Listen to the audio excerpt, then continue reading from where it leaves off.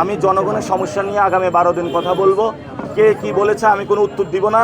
যারা মাঠে নেমেছেন ছাত্র দলের ভাইয়েরা, লাভ নাই, ভুল জায়গায় ফাঁকা গুলি ছাড়ছেন। বিভিন্ন জায়গায় যেখানে গোল পোস্টে গোল না দিয়ে অন্য জায়গায় গোল দিতে গিয়েছেন। ঘরের ছেলে ঘরে ফিরে আসুন, নির্বাচনী কাজে মনোযোগ দিন। মুরব্বীদের কথা অনেক এক্সপিরিয়েন্স কথা, এগুলো ভালো কথা। ওনারা পরামর্শ দিয়েছে যে তুমি মতিঝিলে গ্যাস নাই এ বিষয়ে কথা বলো, মহিলারা রাস্তায় যানজটের সমস্যা রয়েছে এগুলা কথা বলো, এবং স্কুলে যে ভর্তি বাণিজ্য হচ্ছে এগুলা নিয়ে কথা বলো। আমি জনগণের সমস্যা নিয়ে আগামী 12 দিন কথা বলবো। কে কি বলেছে আমি কোনো উত্তর দিব না। আমি এখানে যানজটের সমস্যা, ময়লার সমস্যা, গ্যাসের সমস্যা, বিদ্যুতের সমস্যা এবং দখল বাণিজ্য চাঁদাবাজি এগুলো নিয়ে কথা বলবো। আমি আর কোনো ব্যক্তির নাম নেব না। দেখি ওনারা যা বলুক, ওনাদের কথা অনুযায়ী ওনারা থাকুক। আমরা মানুষের কল্যাণে আমাদেরকে এখন নিয়োজিত করব। মানুষের যে সমস্যাগুলো আছে আমরা সমস্যা সমাধানের প্রচেষ্টা করে যাব। আমাদের আগামী 12 দিন এটাই এজেন্ডা। পরিবেশ তো আমাদের উপরে তো হামলা হয়েছে, এই পর্যন্ত এটার আমরা এখনো বিচারটুকু বুঝে পাইনি।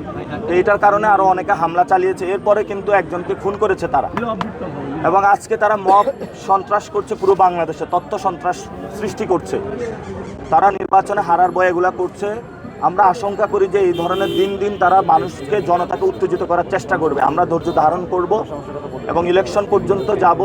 তারা ভোট কেন্দ্র দখলে প্রস্তুতি নিচ্ছে, ইলেকশনে ইঞ্জিনিয়ারিংয়ে প্রস্তুতি নিচ্ছে। প্রশাসনকে ভয় ভীতি দেখিয়ে তারা বাংলাদেশে নতুন পরিস্থিতির করার চেষ্টা করছে। জনগণ ঐক্যবদ্ধ হয়েছে, তরুণ নারীরা ঐক্যবদ্ধ হয়েছে, শাপলাকলি দাবিপাল্লায় ভোট দিবে। আমরা সকল সংখ্যাগুলো ধৈর্যের সাথে মোকাবেলা করে 12 তারিখ পর্যন্ত ইনশাল্লাহ এগিয়ে যাব। আমরা কারোর সাথে এই বিষাদগারের রাজনীতিতে, কটুকতার রাজনীতিতে আমরা পড়ব না। আমরা আমাদের মতন ইনশাল্লাহ এগিয়ে যাব। তবে নির্বাচন নিয়ে শঙ্কা সৃষ্টি হচ্ছে, এবং এই শঙ্কাটা যারা করছে তারা কিন্তু এটা উদ্দেশ্যমূলকভাবে করছে নির্বাচনকে বানচাল করার জন্য। আমরা তাদের উদ্দেশ্যে বলবো, নির্বাচন 12 তারিখে হবে। শহীদরা নির্বাচন চেয়েছিল, গণতান্ত্রিক বাংলাদেশ, বাংলাদেশের 18 কোটি জনতা নির্বাচনের জন্য উন্মুখ হয়ে আছে। যে কোনো মূল্যে সবাইকে সাথে নিয়ে ঐক্যবদ্ধভাবে 12 তারিখে আমরা ভোট দিতে যাব। ভোট কেন্দ্র যারা দখল করতে চাইবে তাদেরকেও ঠেকাবো, নতুন বাংলাদেশ গড়বো ইনশাআল্লাহ। যে যারা আমাদের বিরুদ্ধে বিষাদগারের রাজনীতি করেছে আমরা তাদেরকে আজকে ফুল দিয়ে বরণ করেছি, গোলাপ ফুল দিয়ে। আমরা বিষাদগারের রাজনীতির মধ্যে নাই। আমরা 12 তারিখ পর্যন্ত ভোটারদের কাছে যাব, তাদের সমস্যা সমাধানের রাজনীতি করব। আপনারা জানেন যে মতিঝিল এলাকায় গ্যাসের সমস্যা রয়েছে। আমি আজকে অনেকজন মহিলার সাথে বসেছিলাম, তারা বলেছে তাদের গ্যাসের লাইন আছে কিন্তু মতিঝিলে গ্যাস নেই। ইনশাআল্লাহ 12 তারিখে শাপলাকলির জয় হলে আমরা মতিঝিলে গ্যাসের সংকটের সমস্যার সমাধান করব ইনশাআল্লাহ। মতিঝিলে পানির সমস্যার সমাধান করব। এখানে পানির লাইন আছে কিন্তু ফ্রেশ যে পানি সেটা নাই।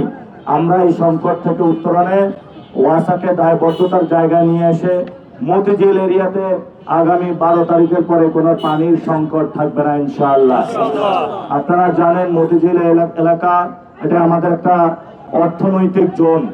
এই অর্থনৈতিক জোনকে আমরা নতুনভাবে গড়ে তুলব, যাতে বাংলাদেশে আর কোনো ভাই শেয়ার মার্কেটে টাকা না হারাতে হয়।